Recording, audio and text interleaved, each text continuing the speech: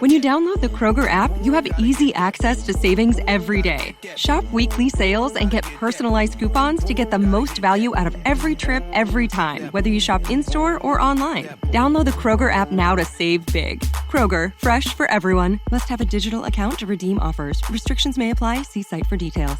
Save big on your favorites with the Buy 5 or More, Save $1 each sale. Simply buy 5 or more participating items and save $1 each with your card. Kroger, fresh for everyone. Doesn't that sound refreshing? Why not take it up a notch and make it a Dunkin' Refresher? If you're a Dunkin' Rewards member, you can get a $3 medium Dunkin' Refresher every day all month long. That's a lot of refreshment, and it's pretty refreshing. Not a member? Join on the Dunkin' app. Dunkin' Rewards. Save them, stack them, use them how you want. America runs on Dunkin'. Limit 1 per member per day. Additional charges and terms may apply. Exclusions may apply. Participation may vary. Limited time offer.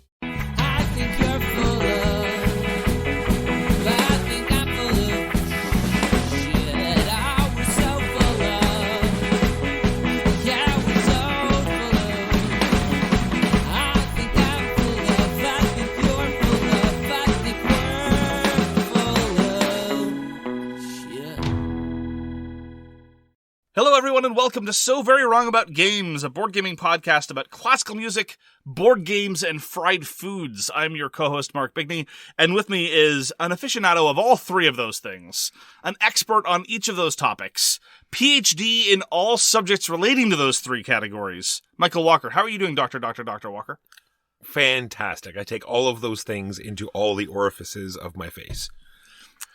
I think that means that you're eating wrong and definitely board games wrong. Oh.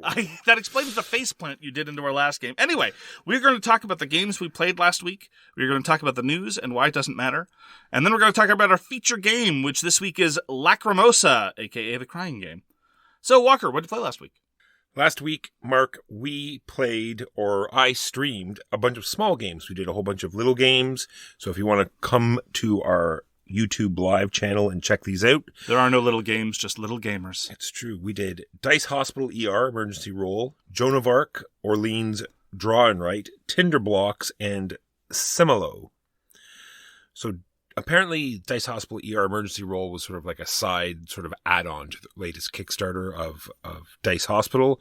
So this is a roll and write. Very standard fare. You have some objectives that you can achieve by filling in your sort of ER in a certain way. And the ER is represented by these chains of hexagons that you have to fill in by dice results.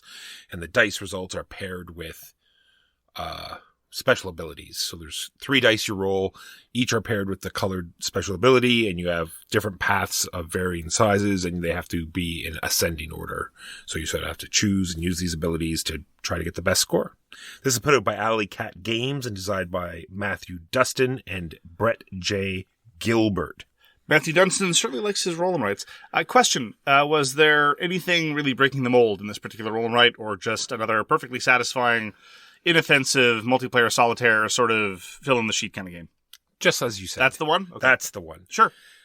On the flip side of the coin, we have Joan of Arc, Orléans, Draw and Write. This is a review copy given to us by the designer. This is published by DLP Games, and this has a little bit of more player action. There's lots of things that you're going to cross off on your sheet when other players have used those things. So much like Orléans, you're traveling around using roads and boats on a very standard Orléans map. And when someone builds a tavern, which happens in Orléans, then you have to cross it off on your sheet. You don't get to build that tavern. I don't mean to be contrarian, but I will merely note at this point, and I agree with you completely in your framing, exceptional player interaction for a roll and write is usually equivalent to the minimal we will accept in a Euro.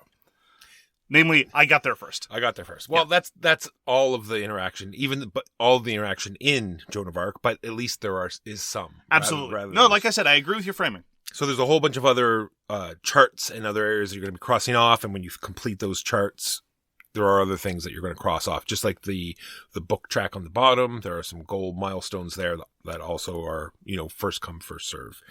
And all in all, it gives you that real feeling of Orléans in a much shorter package, much easier to teach, very interesting buildings. It's not the same sheet every time and just rolling dice. There's, I think there's 20 buildings that you put out randomly every time. keeps the game interesting. I very much enjoy Joan of Arc.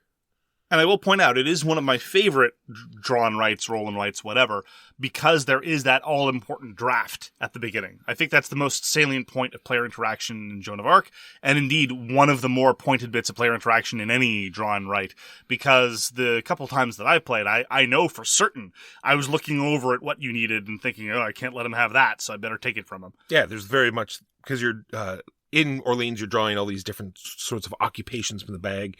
In Joan of Arc, you draw N+1, so that's players +1. And there's really that feel of you need certain ones and you want them to be there for your turn. So there's this feeling of, anxiety of getting the ones you want. Next up, Mark, this one I think you have to play. It's a dexterity game called Tinderblox. With I've already been blocked on Twitter. I violated their terms of service. Yeah, so that's not hard to do nowadays. All right, so this is designed by Rob Sparks and published by Alley Cat Games. And this is you drawing a card, and it'll tell you how to stack some blocks and then add them to the structure, I guess you could say. And you have to do all of this with tweezers. So you have your... there. It comes in a tin. And has some cards. So has your base card, which is 3 rectangles, usually to start. I think there might be random starting things. And then you flip a card, and it'll say another rectangle block. Maybe it'll have a yellow block on it, or maybe it'll be a yellow and a red cube. And then you sort of assemble them, what you need. And then you pick up that assembly with the tweezers. The card might say you have to use your offhand, and then you add that to the middle base, and then you just go around flipping cards, and everyone has to do that until they've made a mistake, and then they're out, and you just keep going until there's no one left. Fantastic. Sold. I knew you would be. Yep. It is a great little game. All comes in a little tin. I do love tins. The tweezers are just, and we were talking about, and I think they're purposely painful to use. Well, that's the great thing. Yeah. If it's a dexterity game, sometimes a bad component can be part of the game. Yes. Whether it was intentional or not. Because you can't, deep grab it, because it, then it will grab in the middle and it shoots out. Like, you have to grab it in the center by just the... Like Turkish oil wrestling. It's just great. Tinderblox, and it's already on its way, so we will have our own copy. Very inexpensive. Splendid. Next up is Similo. At least I think that's how it's pronounced. Similo. And this is designed by Martino Chiacchiera and Hjalmar Hach and Priscilla Zietz. I am very sorry to those people if that is not how they are spoken. Anyway, this is published by Horrible Guild, and it's a very straightforward sort of Mysterium type game. They have all sorts of different decks you can choose from. We played the animal deck and the Greek god deck, so it's a large deck of animals. And you pair up the animal that Zeus pretended to be in order to get some action? No, you only choose one, Mark. We did one of each, but I'll talk about the animal. Nothing but classy references here in this podcast. So you're going to deal out 12 animals, all different animals.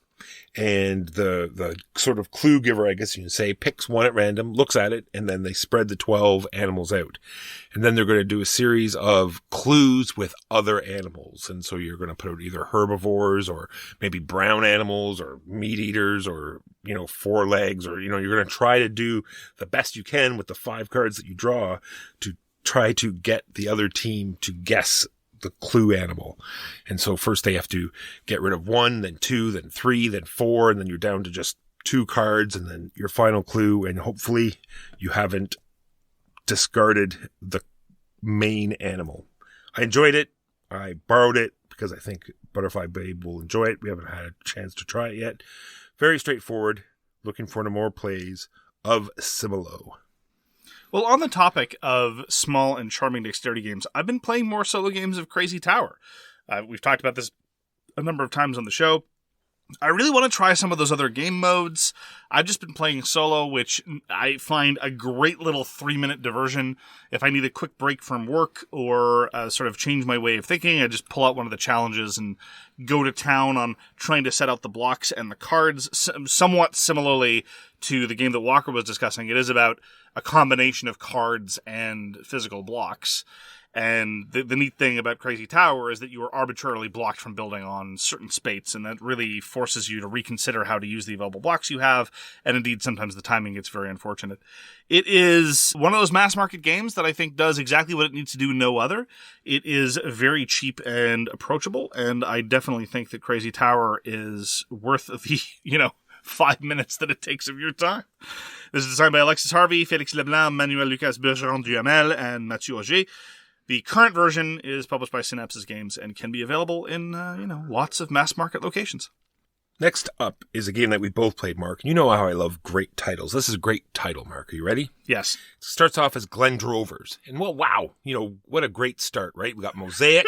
We got, New Empires. We've got all sorts of exciting things. Here's when you say Glendrover, yep, right? Yep, go on. All right. Then next word is Empire. So Glendrover's Empires. It's like, well, I know that. Yeah. I know he's done Empires before. That was a great game, man. It was. This is off to a great start, right? Colon. Yep. So Glendrover's Empires Galactic Rebellion. Yeah. So this is sort of, I don't want to say reskinning, but sort of like a reimagined of Empires. Empire's Age of Discovery, yeah. Discovery in a sci-fi setting. And pregnant pause. I want to make sure that my point is clear. Don't spend any money on this game. I wouldn't not waste your time trying to play it. Yep. It is bad. And I would not put this on anybody else. Okay, so for broader context, you have to understand that in the broader gaming environment of Kingston, certainly amongst our group, I've been the primary vector of introducing Glendrover games, with the possible exception of Railways of the World, for which Walker was already enthusiastic. And I keep telling people, Glendrover has had some really good games, but the problem is that his output has been extremely uneven, and a lot of his games have had some serious problems. But the thing is, in a group that has experience with Railways of the World, Empire's Age of Discovery, Raccoon Tycoon, and Mosaic, they don't know what I'm talking about. And every time I'm like, yeah, Glendrover, what are you talking about? He's amazing. It's like, sure, I'm a big fan of a lot of Glendrover's games, but then there are some other games. And when we were playing Empire's Age of Discovery, and we were all commiserating over the theme, an unapologetic, old-style, yay colonialism kind of thing, I said, yeah, it's a shame that the sci-fi version isn't really any good. And everyone's like, oh, there's a sci-fi version. We should try that. I'm like, okay. Now, in my defense, I did kind of warn them, and kind of, I'll take responsibility. Maybe I should have advocated a little bit more strongly. Now, keep in mind, we played with some variant rules as suggested by the designer that mitigated some of the terribleness. Let me just give you one example of how the strange and baffling design decisions can come together. Because even though people accuse us of being overly negative, we don't throw around words like bad very much. No. So there are these covert missions. In theory, what you do is you pile up workers in a box, and there are costs to doing covert missions. You sacrifice a certain number of workers in that box. And in turn order, you can choose one of the available covert missions, of which there are 3, pay the cost, and do a covert mission. In the rules as written, only one player ever gets to do that. So, okay, fine, you jockey for turn order, you make sure you're first, and then on the turn you're first, you can go do that, and it puts more pressure on people to care about turn order. Fine. Then there are these other action cards, which sometimes are flipped up at random, and just triggered arbitrarily. One of them says, for the rest of the game, you are now first in priority for covert missions, regardless of anything else that happens. I didn't know this card was in the game. In the rules as written, what that means is effectively that there's an entire subset of the board. Now, keep in mind, the cost for covert missions can be as low as 1, and frequently, of the 3 available, there will be one that costs 1. And the thought that someone can just lock that up completely randomly for the rest of the game, that's Galactic Rebellion for you. But there's icing on the cake, Mark, because you could be on your first covert mission. You could have been first player, and you said you're going to do a covert mission. It's true, yep. And it could be very cheap, and a lot of the benefits of these covert missions is you get to draw one of those cards at random. Exactly. So your very first draw on your very first covert is yeah. like, oh, I get to do it for the rest of the game, and nobody gets to participate in that part of the game ever. Now, that part of the covert missions is relatively fixable in Galactic Rebellion, and indeed, a very common variant is, well, don't just let the first player do it. So long as there are cards available, let people do it. Fine, no problem. It's a relatively minor fix. You fix another technology in the game, ain't no thing. There's no way around the rest of the awkwardness, though, because there are these sentinels, and they're the bad guys, and they do some things over the course of the game, like determine how expensive covert missions are. Fine, no problem. They're fine with that. At the end of the game, they just start murdering people. And the way that it works is they just keep murdering, regardless of the variants available, of the mainstream variants available, right? The designer's got a couple suggested variants. You can tell that the fan community, such as it is desperately trying to avoid the awfulness, because the way it actually works in the rules as written is you do this tedious mechanical procedure 1 billion times just to keep systematically murdering whoever is in the lead in a given area majority spot. Now, you might be thinking, oh, well, so they just start killing anyone who's in the lead? Well, kind of, because you might be imagining, well, they'll murder me until Walker's in the lead, and then they start murdering Walker. No. They just keep killing me till I'm gone. And so someone might look at that and say, so let me get this straight. This is an area majority game. It's already often a really good idea to be second place in a lot of places in an area majority game, and they're just going to walk away with a bunch of easy wins? Yeah, that's kind of how the design ends up. That's how it did end up in our game, too. Yeah. Best of all, my favorite part of that particular element, and again, they just systematically murder. There are ways to defend yourself, but still, there's going to be a lot of casualties. If 2 people are tied for first place when the endgame happens, they arbitrarily, at random, decide who they're going to murder. Again, no alternation. They just systematically wipe out the player that's in the lead or the player that happened to be tied for the lead and got chosen randomly. It's wild.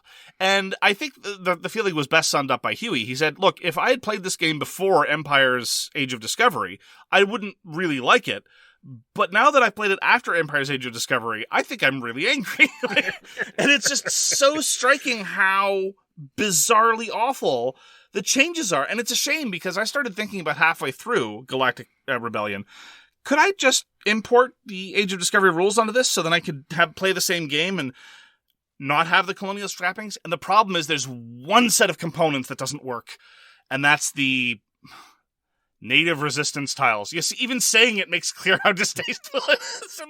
Anyway, so maybe if I encounter somebody with better graphical design prowess who could print out equivalents for a sci-fi version, we could import the rules. Until then, we have 2 deeply flawed games, only one of which is worth actually playing for its own rule set. I want to cover, too, the fact that they do introduce a way that you can offset the painfulness at the end of the game. You can spend a lot of time and effort to battle these sentinels in order to minimize their numbers so they don't hurt so much. But that could end up just helping another player because they could end up being the person that has the most there.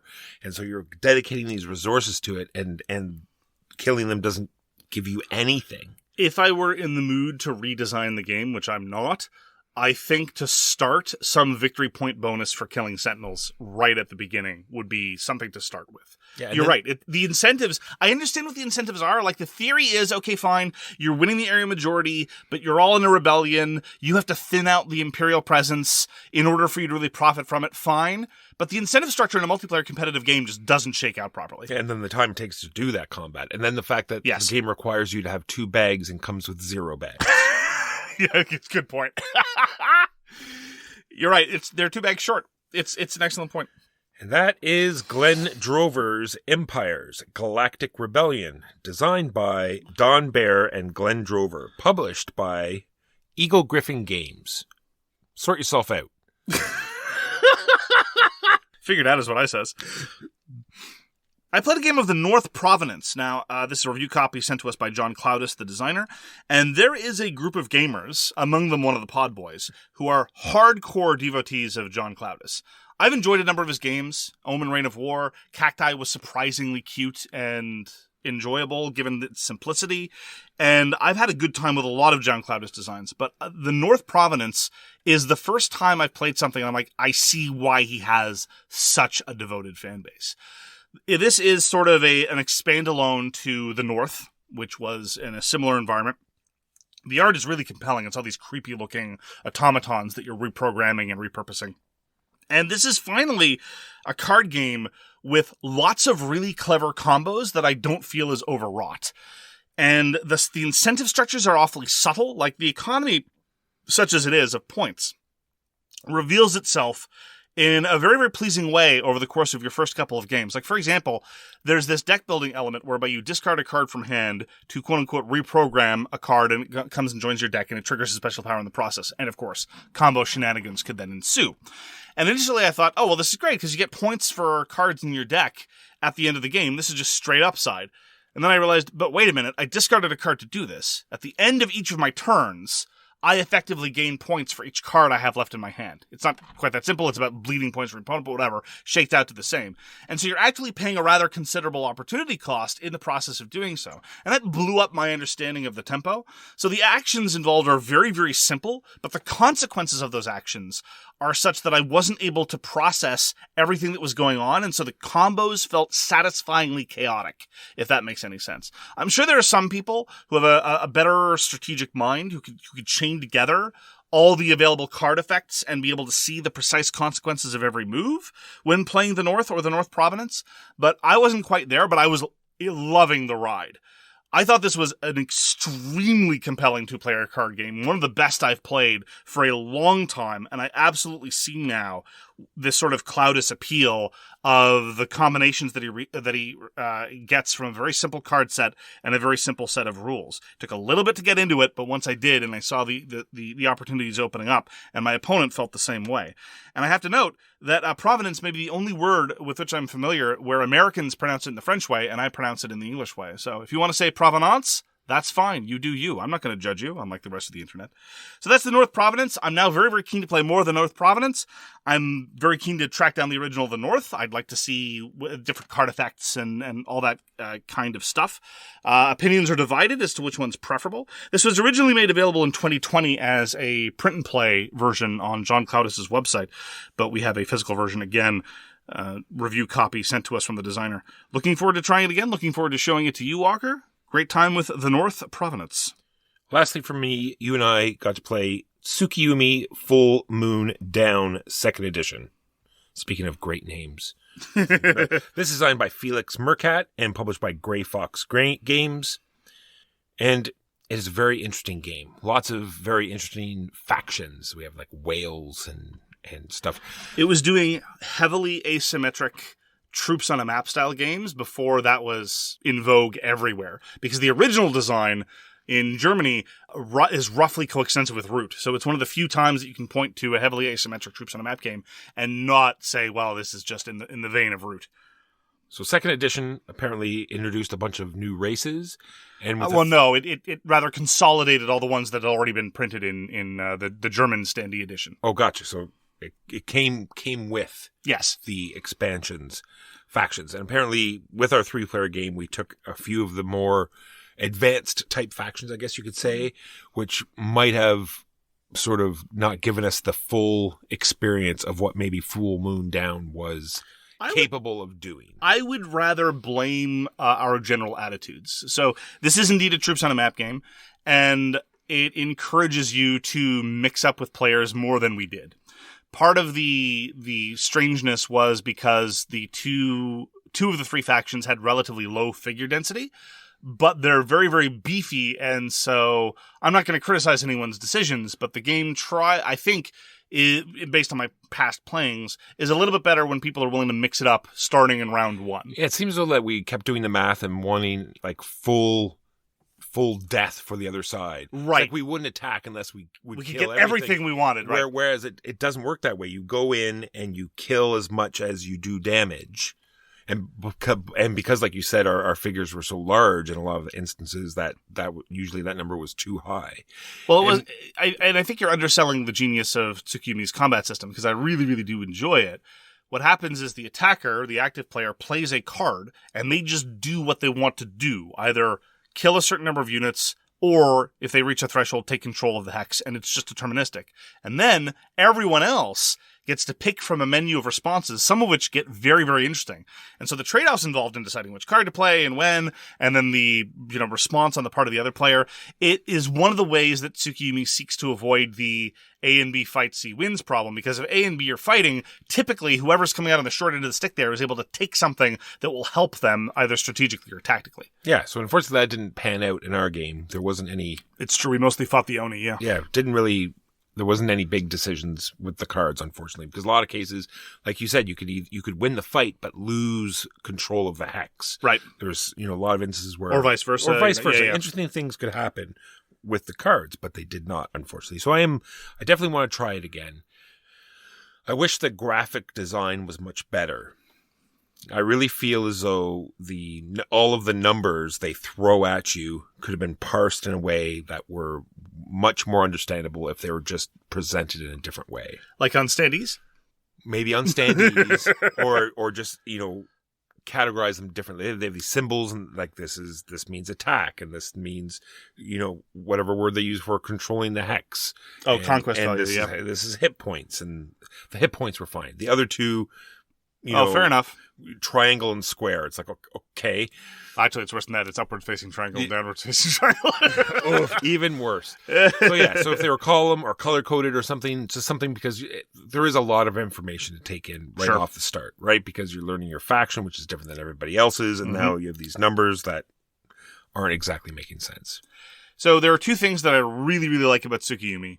One of them is the combat system. The other is the action system. There's this very simple draft of action cards, and the action cards do offer considerable differences. Like, for example, there are some cards that skip phases. I'm going to play an action card, and I just don't do one of the major phases of the game, but it's represented elsewhere that I get to do more. Some of them have combat actions right at the top of the round, when in fact most of the time combat actions happen at the end.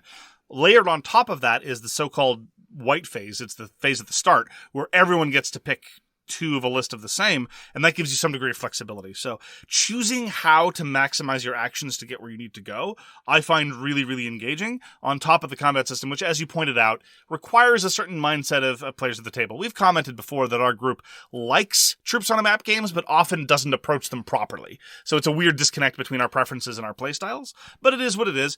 And I'll say that I was very impressed with how quickly it moved, because one of my criticisms of my past plays of Tsukuyomi has been that it is very much in the vein of, the 3-hour troops on a map game, which is sometimes okay, but not necessarily. That's just past the threshold of what I might suggest on a whim. But we got the entire game done in 2 hours with a rules explanation, which was pretty impressive. Which is odd, because it does have one rule that I don't want to go so far as to hate, but I just dislike. The rules where you draw cards and have to use those cards immediately. There is this whole event system deck where you're drawing, 3 or 4 cards sometimes from an event deck, and then you get to play 2 to 3 of them, and you just 0 to 3 of them. 0 to 3. So you've just drawn these cards, and you have to parse them immediately. And if it's your first game, you have no idea what they do, right? And then you have to play them immediately. I would much rather prefer, you get to draw them, put them to the side, and then use ones that are in your hand, and then the game will flow much better. Anyway, well, you can use the ones in your hand, but you're right. True. You always want to read the new ones and figure out how they do. And this was exacerbated by the fact that you were playing the faction that drowns in event cards. It's true. And your special power is something like draw 5 event cards, play 3 right away. And it's not even like the other ones play up to 3. It's like, no, you have to play 3. And so every time. Honestly, though, I didn't think that the flow suffered all that badly, in part because I think you, in traditional fashion, I mean this as a compliment, over-internalized the burden and played them faster than you might otherwise have been inclined to. And that is Full Moon Down. Looking forward to more plays. I'm very glad. I do really like the faction asymmetry. I don't think it's the highlight of Tsukuyomi, but the faction asymmetry is pretty good, and I do like some of the designs. Finally, for me, got to play Radiant Offline Battle Arena Champion Edition. Oh my god, these names this week, these are fantastic.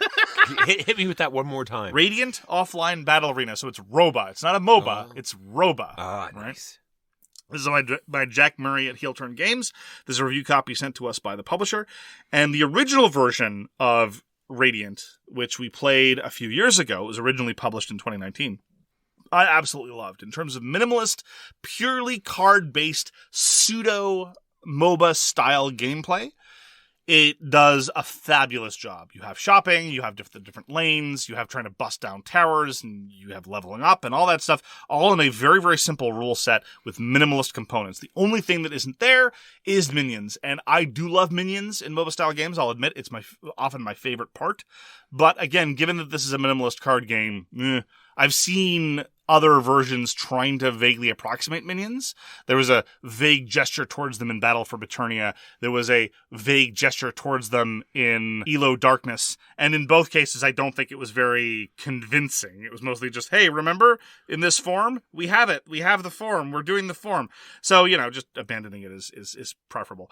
At any rate, the Champion Edition does two things. First of all, it introduces new characters, which is always for the good in such games, so long as they're reasonably well done. And I played with mostly new characters this time, and I found them the equal of others, and they had lovely tricks. For example, the tank that I picked, there are tanks, there are warriors, and then there are support characters. The tank that I picked was a vengeful spirit, and when she died, she was the only character that can level up while she's dead, and leveling her up brings her back to life. And so you want her to die, and then you can bring her right back into the action, which I thought was really clever. It didn't shake out that way, because I kept throwing her into the mouth of danger, but my opponent refused to bite, as it were, to continue the metaphor.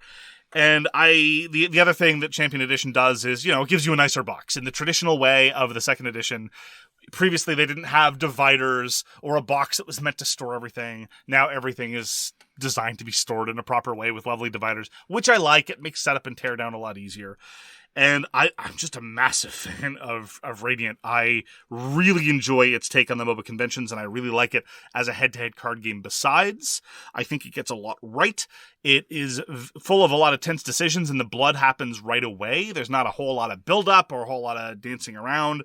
It's really a question of where you're going to devote your resources. The lanes matter, positioning matters, action efficiency matters, hand management matters. And it's really a shame that it's not more widely available. There was a limited retail release of the original printing. I have not yet seen the Champion Edition available in broader retail yet. The Kickstarter fulfillment for the Champion Edition was, like everything else, very much delayed. It is the nature of COVID. What can you say? And the nature of crowdfunding. I am hoping that Radiant gets more attention with this release and that more content happens beside, because I would be very, very happy to support future endeavors by Hill Turn Games, whether it's Roba in particular or other things in the future. So, highest possible recommendation for two-player games this week. Really enjoyed the North, really enjoyed Radiant. And even in, as we always say, a crowded genre of player count, those are two card games that I'm going to be going back to. So that's Radiant Offline Battle Arena by Jack Murray at Hill Turn Games. And those are the games we played this week. Now on to the news and why it doesn't matter. So, we have frequently observed that the world would be a lot simpler if everyone would just get on the same set of social media or access the same set of content. Oh, I thought you were just going to say it would be easier if everyone just died. But sure, yeah, keep going. That's grim. Now I'm sad. I mean, the world would be a lot simpler if everyone were dead, but why you got to be like that? I don't know. It's just the way you be? Hopeful, I guess. Wow. Anyway, but one of the things that's important for both success as a media endeavor, not that we know anything about that, or accessibility, is to be where people are. And there's been a lot of discussion lately on Twitter about accessibility of the hobby for women, for other minoritized individuals. And I just want to give a shout out to Marceline Leiman, who published a really, really good thread about sometimes the systemic barriers that might be erected unintentionally or sometimes intentionally too, in the face of, in this particular case, people who want to submit game designs to publishers. And what she pointed out was that in the case of AEG in particular, which has had a number of controversies lately about some boneheaded statements about women, that the only way you can submit designs to them is through their Facebook group, which poses some problems. Trans people, some of them don't like Facebook because that's where their dead name is, and a whole lot of pictures of them that doesn't represent them anymore. And so really, something as simple as just having multiple ways to reach out to you can be a way to make sure that that you have fewer barriers to accessibility. And I just wanted to give a shout out because I thought it was such a good point and it was beautifully articulated. So thank you very, very much to Marceline. And I think it's incumbent on both media organizations and board game publishers to just be where people are. Don't have barriers to getting in touch with you. Don't be insular. Don't have just the one place where you want to funnel everything. Is it more difficult? Sure. But quite frankly, it's worth it. Other game news now. We are a big fan of cosmic amphibians here at So Very Wrong About Games. Regurgitating ones specifically. Specifically, ones that regurgitate from the gullet. Preferably if you're going to be a cosmic amphibian, you'd best be 2 mile high and invulnerable. But not everybody can be a cosmic frog. Friedman Freeze is getting in on the action, and he has designed and will soon be releasing a solitaire game that is supposed to be about pinball, and it is called Freaky Frogs from Outer Space. That is not me speaking quickly. It is literally Outer Space. Outaspace. That is a great title. It's not exactly World Eaters from Dimension Zero, but hey, more alien frogs are great. So, news of other games coming out. Heavy Gear Solid, the board game. Mark, did you play the computer game Heavy Gear Solid? I've played many Metal Gears Solid. In fact, I won a round of debating at the World Debating Championships based exclusively on stats of nuclear proliferation gleaned from the first Metal Gear Solid. People thought that I was some sort of erudite security expert. No, I had just played Metal Gear Solid. I remember I don't think I ever played it, but I remember the novelty of the person, sneaking around inside a cardboard box. Yeah. And I think I played like a multiplayer version where 2 people played spies and then a couple of people played security guards and there was some sort of interaction. No. That was just you wandering around through a food court in a cardboard box. Oh, that's right. Damn it. I can never return to that. At least you know why. Court order. So anyway, CMON has picked it up because it was going to come out earlier, but it was canceled. But now CMON has picked it up, and it's going to be a pre-order exclusive. So no crowdfunding. They're just going to bring it out, and if you pre-order it, you can get a 13 centimeter tall miniature of Metal Gear Rex. Yeah, so this is designed by Emerson Matsuuchi, he of Spectre Ops, so he's already got bona fides from the hidden movement genre. I can't help but notice, and again, we have recently become much more critical of CMON than we used to be in the past. We love a lot of their designs, but as a company, they've got a lot of sketchy practices. I can't help but notice, though, that a lot of people are like, I used to be interested in this game, but now that it's CMON, because of their crowdfunding practices, this can't be trusted. And I'm like, I don't understand how one goes to the other. I mean, you can hate their crowdfunding practices, that's fine. But they're not crowdfunding. Like, if on a principled level you want nothing to do with them because of their crowdfunding practices, of course, that makes sense. But if you're leery of crowdfunding per se, this ain't crowdfunding.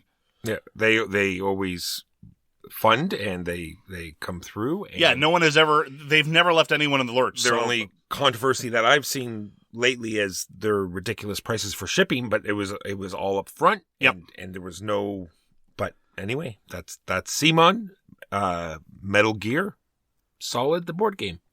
Roger Tankersley, Trevor Benjamin, and David Thompson, the fabulous design trio who released Resist by Salt and Pepper Games, with the beautiful illustrations by Albert Monteys. Well, the gang is back again.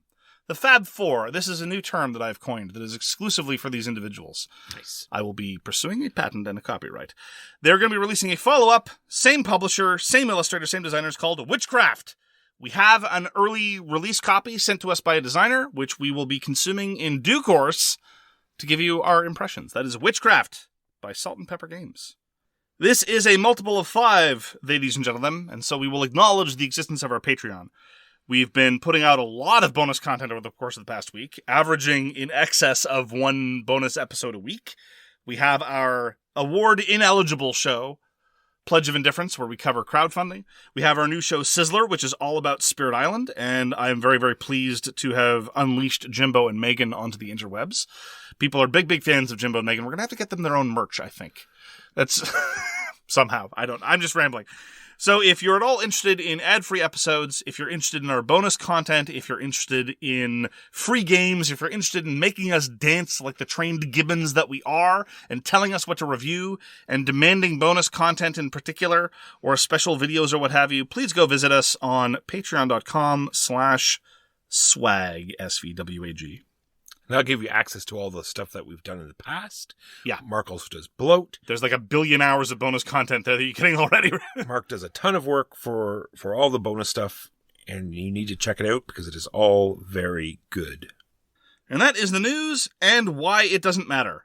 When you download the Kroger app, you have easy access to savings every day. Shop weekly sales and get personalized coupons to get the most value out of every trip, every time, whether you shop in-store or online. Download the Kroger app now to save big. Kroger, fresh for everyone. Must have a digital account to redeem offers. Restrictions may apply. See site for details. Save big on your favorites with the Buy 5 or More Save $1 each sale. Simply buy 5 or more participating items and save $1 each with your card.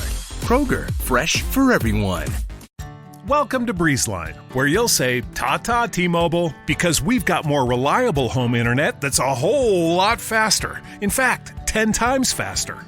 No, seriously, because we have real internet backed by our fiber-powered network. And T-Mobile, well, they just have a 5G cellular network. So act now to get superior home internet. Find your perfect speed with prices starting at just $19.99 a month for 24 months. Terms and conditions apply. Go to breezeline.com to learn more. Now onto our feature game, The Crying Game. The Crying Game is a 1992 movie starring Forrest Whitaker and Jay Davidson. It was written and directed by Neil... No. What? No. But it's The Crying Game. It's Lacrimosa. It's The Crying Game. We did not play that. Oh. That was a... Oh, you mean the Euro game designed by Gerard Descendi and Ferran Renelius? Yes, that one. Oh, I'm sorry. I get them confused because they're both The Crying Game. Lacrimosa. Yes. So Lacrimosa was designed by Gerard Descendi and Ferran Renelius, published by Devir Games in 2022. It is a 1 to 4 player Euro game of hand manipulation, deck building, a lot of other stuff in the tradition of modern Euro games. And this design duo has been responsible for 2019's On the Origin of the Species and 2022's ISS. And they've also done work independently of each other in the past as well. And Devir, of course, is the Spanish publisher that seems to be punching well above their weight class, certainly in terms of the quality of recent releases as far as we're concerned. So, Walker, why don't you give us an unhelpful summary about what one does in the Lacrimosa? Well, my dear people, back in the 1800s, there's no Twitter, no messaging people, no interwebs. And so you might think, how not even MySpace? How possibly can we send messages out to people to tell them about these operas and this music that's coming out? Well, we've got you covered. We have vampire mailmen. They work all night. They can fly. They can get these messages out. This is how people communicated back in the 1800s. A business for war of vampire mailmen. Okay, and this is what this game is about. First of all, the minor pedant note that Mozart died in the 18th century, not in the 18th century. Sorry. Yeah. Sorry, not easy the mistake. 18th century. Secondly, what Walker is referring to is the picture representing the action of performing or selling a work of music. It looks an awful lot like a cartoon drawing of a vampire holding a scroll. So we have labeled them vampire mailmen, and that is exclusively how we refer to that action now. So what you're actually doing in Lacrimosa Thank you. is there's an incomplete work of Amadeus Wolfgang Mozart. And Constanza wants to get it completed, so all these patrons are coming together to try to complete it. So you're traveling around, you're doing this very interesting sort of card mechanism that we've seen in Revive, where you're doing a top action and a bottom action. You are purchasing operas and religious music and parlor music, and you're trying to manipulate all these things in order to get the best score. Lacrimosa. I really like the framing. The framing I've commented on before. I wish it was yet more cynical. The idea is that as far as the traveling goes, you're telling Constanza about all those great times that you had with Mozart in various parts of Europe while he was still alive. It's like, oh yeah, me and Wolfie in London, we went on this epic pub crawl, and everyone's like, really? I don't remember anything. I really wish they'd leaned into that, because part of the historical background to both this game and the movie we're going to be discussing in Masterpiece Theater, spoiler alert, is the idea of different people and different patrons taking credit for work they didn't do. And the part of the way you defended against that was by performing the work before they could do that. So the specifically the Requiem Mass, of which Lacrimosa is a part. The Lacrimosa of the Requiem Mass is the last thing Mozart ever did. The Requiem was unfinished, and finishing the Requiem is the point of the game.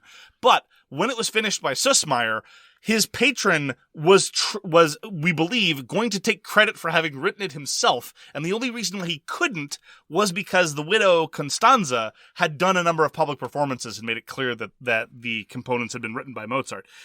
that intrigue, I think, should have been the focus of the game. This is a minor thematic quibble. I think we should have been different patrons trying to claim credit for the work. Rather than explicitly saying that we were commissioning the work, it should have been us posturing. It should have been a game about lying and taking credit for stuff you didn't do. It would have led to much more interesting table talk, that is for sure. Yeah, I mean, there's actually, come to think of it, there's nothing wrong with giving it, a classic Walker redesign and claiming that that's what's going on, but whatever. So what you're trying to do is make every card count, because you're going to have a hand of 4 cards, and from those 4 cards, you're going to pick 2. You're going to pick your main action, and then the other card is going to slide in on the bottom. And this is going to lead to some deck building as well. And so you need to be very careful about what card you slide in the bottom, because when you do the deck building action, you're going to lose that card permanently. So you sort of have to make sure you know which card you're putting down there. And I really feel as though every card needs to count throughout the entire game. You have 5 rounds, and every round is almost completely different because it has a different deck of cards that are going to enter the system. There is a tile system on the board that where you travel around, you get those, that stays the same. It sort of cycles throughout the game. But the cards that are the main part of the game have different decks for every turn. So I'm going to say, and I want to be very, very clear, I don't think that there's anything that Lacrimosa does that is genuinely spectacular, but it all comes together extremely well. So in terms of the deck building, the cards that are the central action of the game, your deck will only ever be 9 cards, which is wild. Whenever you buy a card, as Walker said, another card is leaving the game permanently. And you have to be very, very careful, therefore, about tuning your deck. In other deck builders, even very, very good deck builders, there's a certain amount of fluff. Like you buy a card, you don't know when it's going to come up again, except for the deck builders where it goes to the top of your deck or in your hand, which are admittedly the minority. But most of the time, it goes into your deck. Your deck is, 20, 30 cards maybe. Or even in games where your deck is really, really highly tuned, seldom does it go under 10. But here in Lacrimosa, you know for a fact that over the course of a given round, all but 1 card are going to be used in one way or another. And so every time you bury a card for the lower action for income for next turn, you are taking a hit. Every time you buy a card and wipe one out of the game, sometimes the new card is just a strictly better version of the one you're burying, but nonetheless, you're making a decision about how your deck is going to be.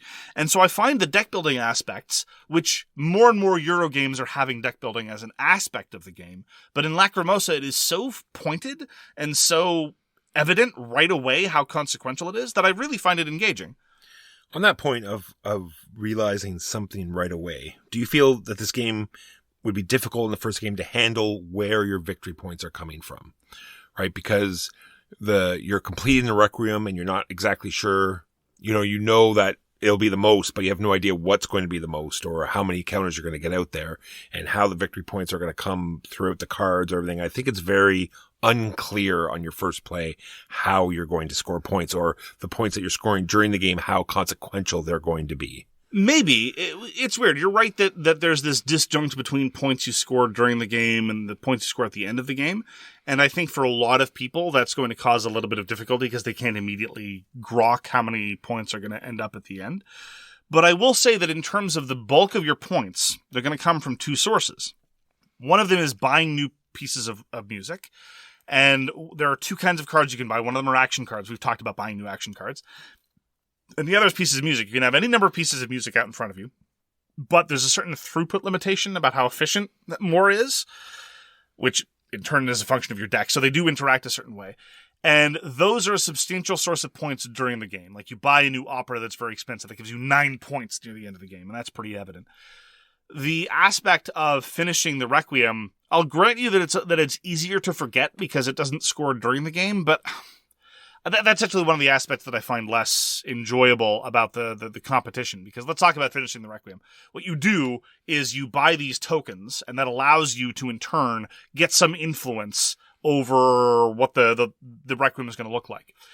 There are going to be 2 designers, one of them being Sussmeyer, the guy who actually finished the Requiem, but then there's Eidler and Stadler, and we call them Stadler and Waldorf, invariably. That's what we end up calling them. And at the end of the game, your contributions to the Requiem will be worth more if you purchased more works from the designer who's dominant. But the thing is, whoever buys the first one usually sets the tone, right? If I'm the first one to contribute to a section of the Requiem, and it's Abler, why... The opportunity cost of going to anybody else is so high. And it's true, and you can base it off because the composers you choose have different tile numbers for each part of the Requiem. You can sort of game it out. Well, I'm going to use this composer first, and people will see that there are, very few of the other ones that even if they try to, bring it the other way around, they're not going to be able to. So I enjoy that part where you can very much sort of steer the course of the game. Yeah, I'll use this criticism of Lacrimosa to segue into to more praise, because although the competition for whether, Sismire or whoever else is going to be dominant in that section of the Lacrimosa, and it's usually evident as of the first purchase, seldom is it the case that anyone makes a push to reverse that first purchase. So whatever. So whether a given token is going to be worth 4 points at the end of the game or 2. But I commented earlier on in the show that for a lot of Euro games, the most salient aspect of player interaction is I got there first. Well, there are 3 aspects of I got there first in Lacrimosa: buying cards, getting to various traveling spots on the map, and filling up the Requiem. All 3 of them are very pointed. So this isn't like a lot of other Euro games where it's like, well, there's a card display, and that's the one area where you need to get there first. You're always juggling these 3 aspects as a general rule. And the traveling tiles, there are going to be a lot of really good ones. You got to get there first. You got to make sure you fulfill your needs for the Requiem, because if you wait too long, you're going to be left out in the cold. And the valuable cards really get snatched up pretty quickly. So at the end of the day, there's not a huge amount of player interaction, but it's slightly better than a lot of other Euros. Yeah, so I don't want to go back to the Requiem. I'll just finish up what I have here. Is that you have a limited number of tokens, and they all represent instruments, which you have to make sure that you have the right instruments to go to the spots that you want to. And then there's also limited composer tiles, which we've already talked about. And then you also have to have the right card at the right time. If you don't have the Requiem card, then guess what? You can't do that action. Right. And then on top of that, they all cost a certain number of resources. So you have to sort of vie for that as well. So tight, limited stuff. Yeah, and the resource manipulation of Lacrimosa is pretty much exactly how I like it. Money is tight, but not cripplingly tight. Plus, I really like Euros where you have a combination of resources that will disappear at the end of the round and resources that persist. There are 3 different kinds of quote-unquote story points, and this is you, again, as a patron, trying to tell Constanza about how you and Mozart were BFFs. There are travel stories about you and Mozart on the road. There are Mozart's talent stories about how you were always Mozart's best patron. And then there are composition points, which are talking about how you were really the inspiration behind it. Anyway. So those things are tracked on 3 different tracks, and they just represent currency. They will bottom out at the end of the round. But you can also, with slightly more difficulty, get these tokens that persist from round to round. That trade-off is what I really like. It's not as cripplingly difficult as, well, I gotta spend everything. There's a little bit of leeway, but not so much that you can be careless, and you really have to be careful about setting up your next round in terms of the currencies. Again, which ties back to the excellent card play. Yeah, and because everything is tight, because when it is your turn, you want to do almost everything. There's cards there that you want, and you want those cards because they're at a certain point, because it's a sort of system that they flow down and they become cheaper or less expensive, so you want to get them now. The Requiem is filling up faster than you thought. The Mozart, well, actually, who is traveling through Europe? What is that? Conceptually, it doesn't make a whole lot of sense. Okay, well, there's a floating head. There's a floating head. Well, that's Mozart, but it's not chronological. It's not like he's going from place to place. It's you telling stories about how you and Mozart did things in various places. So Mozart's cruising around Europe. So that particular action, I think, is more of a, opportunity. Like someone's moved him close to what you want to do, so you're going to take that opportunity to do it. Or you're early and you want to snatch up the tile that you really need. Right. Because the further you move Mozart, the more expensive it is. And that sort of ties into this other religious music thing. There are tiles there that directly correspond to a type of music, so you can even use that path as combinations. Right. There are 4 different kinds of musical composition. 3 of them, the sonatas, the operas, and chamber music, are roughly the same, although there are reasons to prefer one or the other based on specific tile synergies. And then there's religious music, which, as a rule, doesn't give you any money when you perform it. And as a consequence, there are lots of tiles, both in the context of the Requiem sometimes, and in the case of traveling around Europe more often, that really synergize with religious music. And so that's the combo building aspect, more strictly emphasized. You can build combos off of the other types too, with various composer tiles, but religious music is the one that really needs them in order to get up to snuff. And that small degree of asymmetry is occasionally cool and occasionally frustrating when none of the appropriate cards come out of the initial flop. So you've talked about gathering this music, and you have this wide range of different music in front of you, but there's this, very big decision space on how much to keep, because you can either perform them or sell them.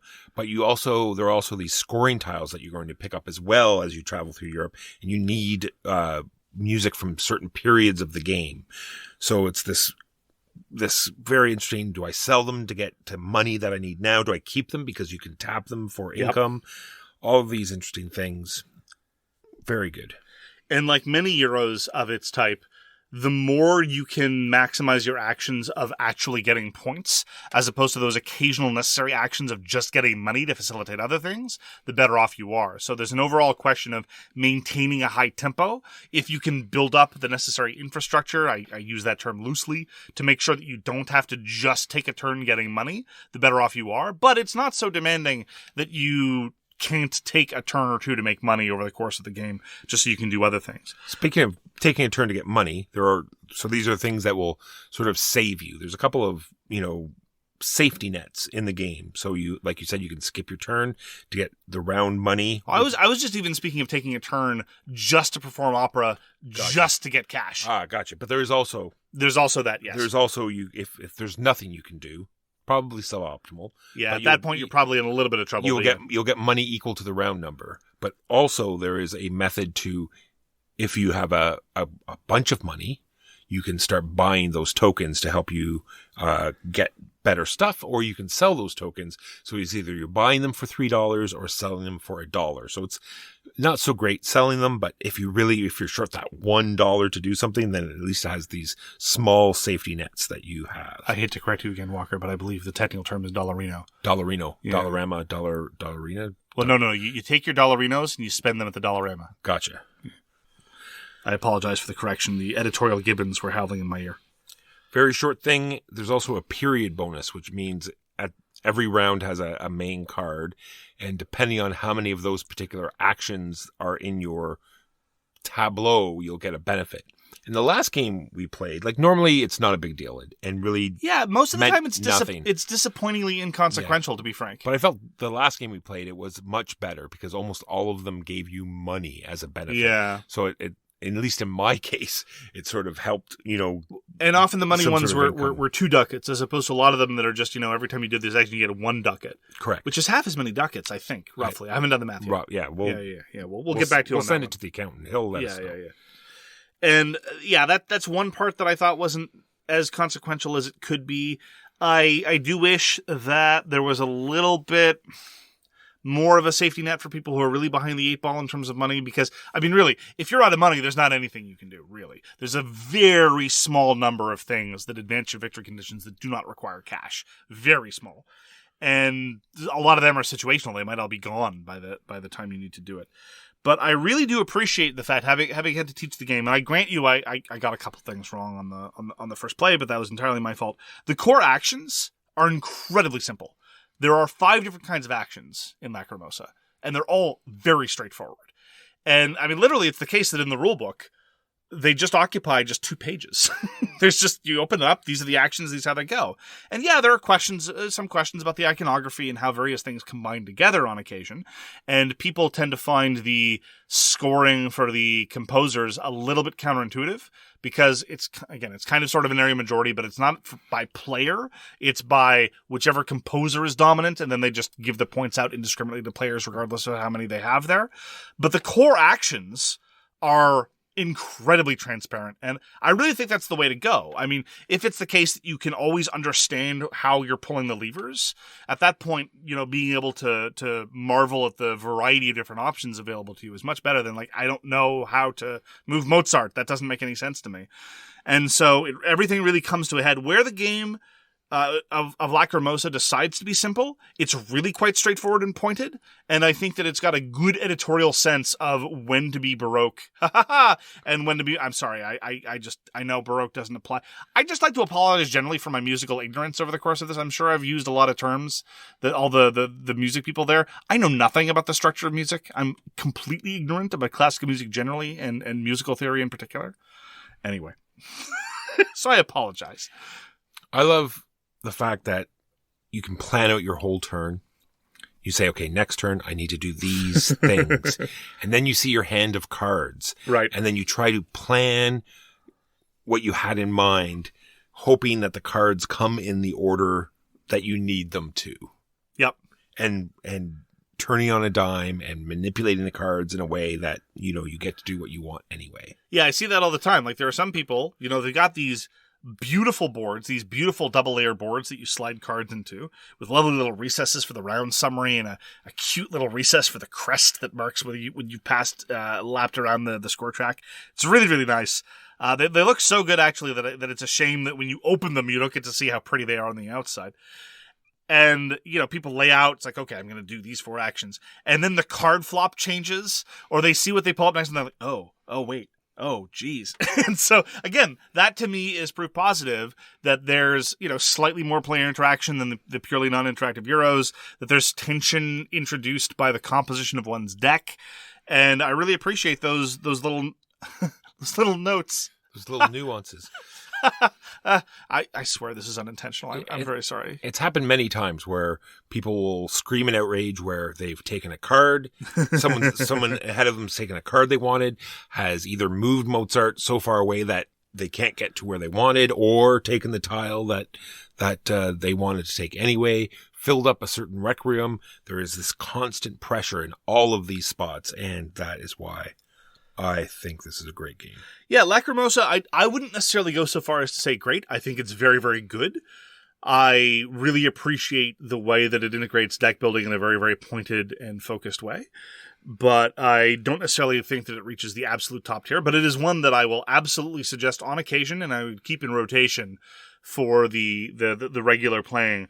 And it's, you know, the core mechanisms are so simple that it is absolutely suited to occasional play. You don't need to make sure that you're constantly in the groove of having to remember all the weird things work. It's a very, very successful design, and I think that it bears its weight quite well. And again, the quality is such that I will look out for future works of Jared Ascendi and Fern Renelius, and I'd be inclined to try out their past designs as well, because I haven't played any of the games they've designed before. And I'm definitely impressed with De Veer's output. This is the same publisher. So they republish a lot of things. They're a distributor, and they localize a lot of games. But they are the first publisher, I believe, of Red Cathedral, Batoku, Jerusalem, and Lacrimosa. And that's a good track record of above average solid Euros. So agreed. And that is Lacrimosa. Thank you very, very much for joining us for So Very Wrong About Games. If you'd like to get in touch with us, you can find all the necessary contact information at sowronggames.com/contact. Lots of good information there. We read everything you send us, and we'll get back to you if we can. Thanks again for spending some time with us. We appreciate you tuning in, and we hope to see you again soon. Peace! You've been listening to So Very Wrong About Games, produced by Michael Walker and edited by Mark Bigney. Special thanks goes to What Does It Eat for generously allowing us to use their most excellent song, FOS, as our theme. You can find them at whatdoesiteat.com. You can reach us by email at soverywrongaboutgames@gmail.com or on Twitter at SoWrongGames. Thanks very much, see you next time, and always, try to be right, but remember you are so very wrong.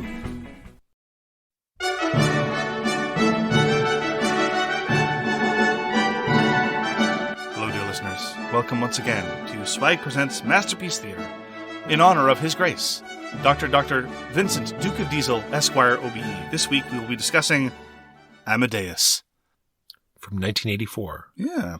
Nominated for 11 Academy Awards. Deserved every nomination. Winning 8 of them. Yeah, wow, that's a good hit rate. Including Best Picture. Well then. So this is a story about a petty, mediocre talent who envies his betters and has a weakness for sweets. This is a character I cannot sympathize with at all. And a crude, ungracious juvenile person who acts like he's the smartest in the room and has a grating, high-pitched laugh.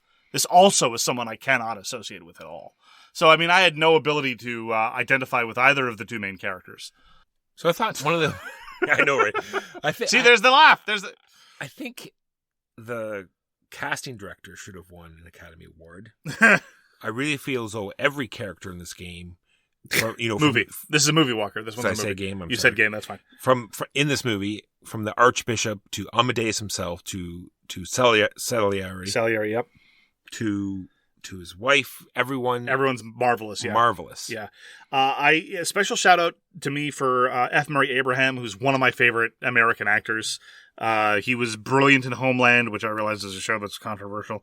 He was great in The White Lotus, playing a sex pest. Apparently, he might be a bit of a sex pest, according to accusations. I don't know. He had a great bit part in Inside Llewyn Davis. Wonderful. Anyway, he's a brilliant, brilliant actor. Also, a special shout out to the Emperor Jeffrey Jones, whose comic acting was peerless. Yep. The straight man just... Oh, just the way he would say, there it is. And it was just so beautiful. He was also Principal Rooney in... He was Ferris Bueller's Day Off. Ferris Bueller's Day Off. So good. Yeah, every one of the cast is absolutely pitch perfect. This is... I have to say, though, Walker. Yes. I'm very sorry. This is one of the more pretentious things I've ever said in my life. Go for it. I'm sorry. So first the play was based off of another play. Then...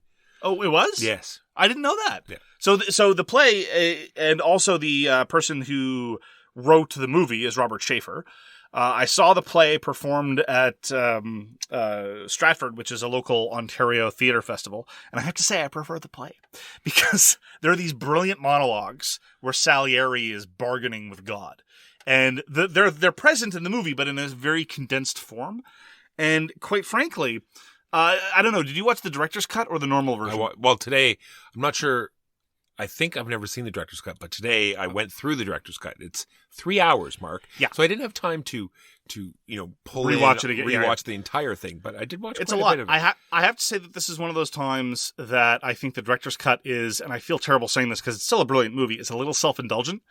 I think that the theatrical cut is better, especially for me, who, again, doesn't really have an independent appreciation of classical music, because the scenes of the operas just go on for a long time, and I find the character drama more compelling, to be frank. This, Amadeus, fundamentally, as far as I see, is one of my favorite topics in all of theology, which is theodicy, Theodicy, which is reconciling the notion of an omnibenevolent, omnipotent, omnipresent God with the existence of evil and suffering in the world, which is a topic that I've read a lot about. It's one of my favorite topics, and it is exactly what the inability to reconcile those two is fundamentally what drives the main character and leads to his ruin. And I love that. It's a very, very common thing. Like, you hear this all the time. People who get sick and they're like, what did I do wrong?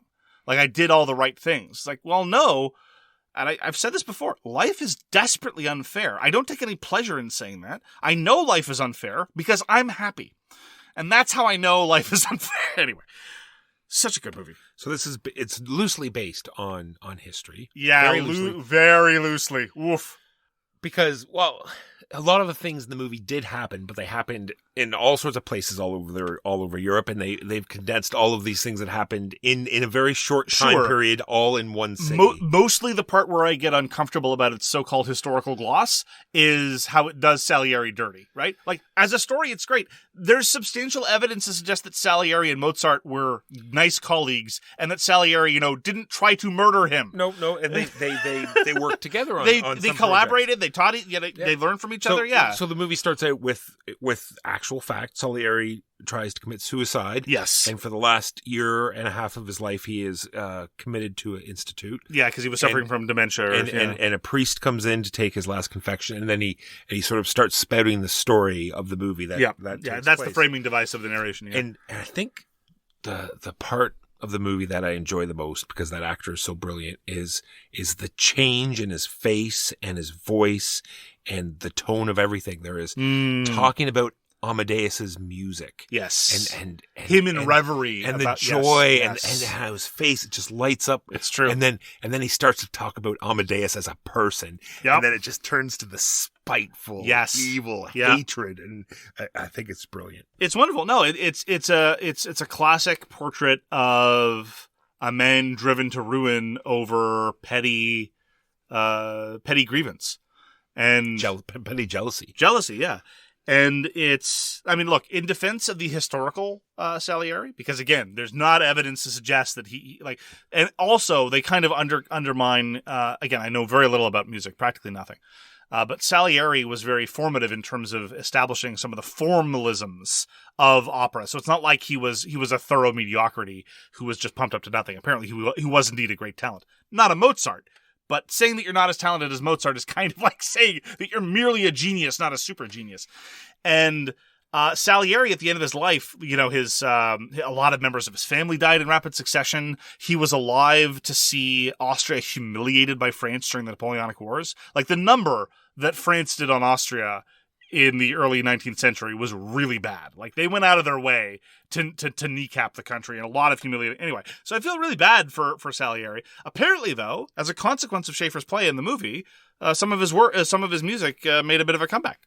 That's what I've read. Yeah, and he lived for that time period. Lived to very long life. Ridiculous, and Mozart only lived to his early 30s. Yeah, 35. Yeah. Anyway, highly recommended. One of the greats of one of my favorite movies. Yeah. I would recommend the theatrical version, frankly. Not that the director's cut is bad, but unless you really, really want to see, I think, 2 to 5 minute scenes of them recreating various operas, which might be your bag, that's fine. But one of the greats from a great director, Milos Forman. Yeah, the bureaucracy of trying to create music in this royal... The court intrigues were so beautiful. Ugh. The ballet to no music. Just makes me laugh every time. Yeah, anyway. No, it was really good. And too many notes. Yeah. How would you say? Too many notes. Yes, that's it. Too many notes. Would you say which notes you didn't like, sire, that I should take out? It's like, and that's indeed what I would say about the director's cut. Too many notes. Too many notes. Well, thank you very much for joining us for this SVWAG Presents Masterpiece Theater. Please join us again next time. Bye-bye. Bye-bye. Meet the snack that has it all with 3 grams of fiber, 3 grams of plant-based protein, and real ingredients like nuts, fruit, and seeds for whatever your day has in store. Sierra Trail Bites, the nutrition-packed bites from Sunsweet. When you download the Kroger app, you have easy access to savings every day. Shop weekly sales and get personalized coupons to get the most value out of every trip, every time, whether you shop in-store or online. Download the Kroger app now to save big. Kroger, fresh for everyone. Must have a digital account to redeem offers. Restrictions may apply. See site for details. Save big on your favorites with the Buy 5 or More, Save $1 each sale. Simply buy 5 or more participating items and save $1 each with your card. Kroger, fresh for everyone.